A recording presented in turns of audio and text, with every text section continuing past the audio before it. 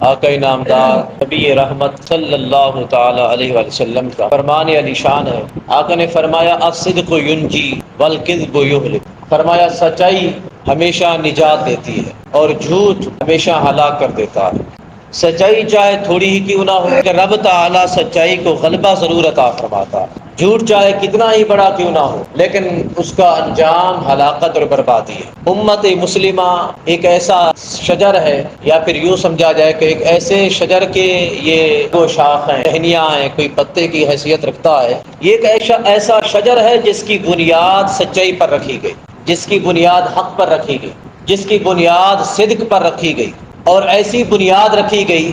جس کو بار بار کہا گیا کہ سچ کا جھوٹ ساتھ نہیں چھوڑنا۔ رب کریم نے سورۃ التوبہ میں ارشاد فرمایا یا ایھا الذین آمنوا اتقوا اللہ، اے ایمان والو اللہ سے ڈرتے رہو، وکونوا مع الصادقین، اور سچوں کے ساتھ ہو، سچ بولنے والوں کے ساتھ ہو جاؤ، سچوں کو چھوڑا نہ کرو۔ اگر کسی معاملے میں، کہیں سماج میں، معاشرے میں، کسی لین دین میں، کسی کاروبار میں، کسی مقام پر بھی اگر سامنے سچ آ گیا، یہ نہ دیکھو کہ وہ ہمارا کچھ نہیں لگتا، سچ والا ہمارا کچھ نہیں لگتا، یا ہمارا اس کے ساتھ کیا تعلق ہے، وہ ہماری برادری والا نہیں، ہماری مخالف سمت والا ہے، یہ نہ دیکھو، بلکہ اتنا دیکھو کہ اس کے ساتھ سچ ہے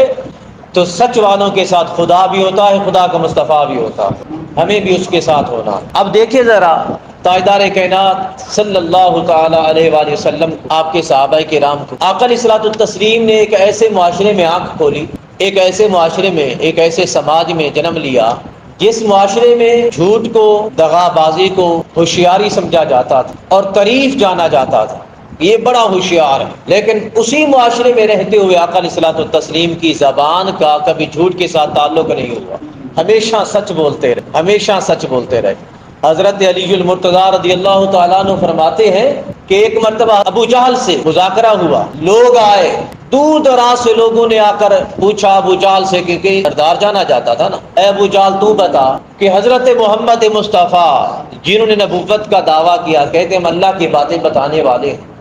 اللہ کا کلام سنانے والے ہیں، ہمیں اس کے بارے میں بتاؤ، کیا کبھی تم لوگوں نے انہیں جھوٹ بولتے ہوئے دیکھا ہے، کبھی سنا ہے ان کے بارے میں؟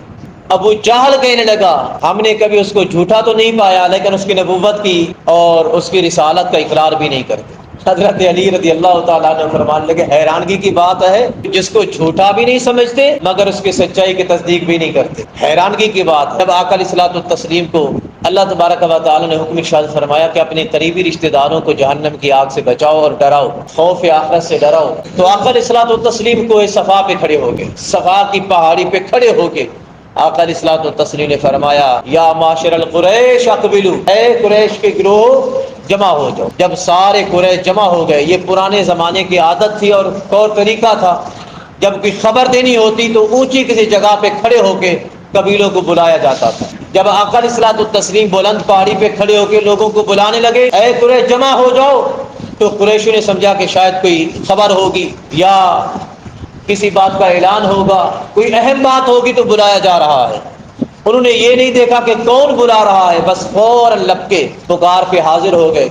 جب سارے قریش حاضر ہو گئے تو صفا کے نیچے تاجدار کائنات صفا کی پہاڑی پہ کھڑے ہیں۔ آقا علیہ الصلوۃ والتسلیم نے فرمایا اے لوگوں بتاؤ، اگر میں تمہیں کہوں کہ اس پہاڑی کے پیچھے ایک گروہ ہے تم پر حملہ کرنے والا ہے، کیا تم مجھے سچا جانو گے یا جھوٹا سمجھو گے؟ حالانکہ تم دیکھ نہیں رہے، پہاڑی پر میں کھڑا ہوں، میں کہوں اس کے پس پشت گروہ ہے، تم اس کے سامنے ہو، تو کیا مجھے سچا جانو گے یا جھوٹا کہو گے؟ سارے بیک زبان کہے اٹھے اے حضرت محمد مصطفیٰ صلی اللہ علیہ وسلم، آپ ہمیشہ سچ بولتے آئے ہیں، آپ کی زبان سے کبھی جھوٹ کا تعلق بھی نہیں، واسطہ بھی نہیں ہے، آپ سچ فرماتے ہیں،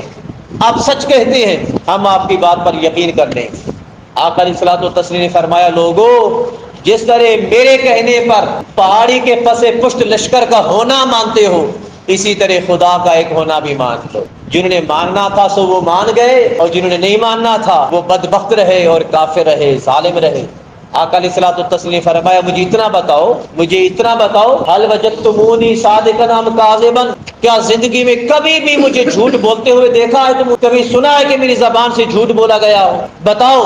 سب نے کہا نہیں، ہم نے کبھی آپ کو جھوٹا نہیں دیکھا،